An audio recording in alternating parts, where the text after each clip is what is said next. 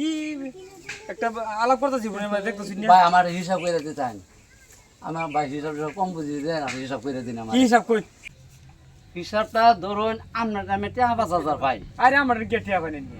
আপনি ধরুন আমি 5,000 পাই আপনার কাছে। আরে কে রান্তা দিয়ে আমি নেবেন তোর বান টিয়া পাই। আরে ভাই আমার হিসাবটা একটু আনি মিলাই দিতেন তো। আচ্ছা কই? 5,000 আমরা আমি পাই, আচ্ছা ধরুন মানে টিয়া 1000 পাইনি না আমার তাই। পরে আবার দিলাম 3,000। আবার দিছেন 3000। হ্যাঁ, তখন কত হইলো?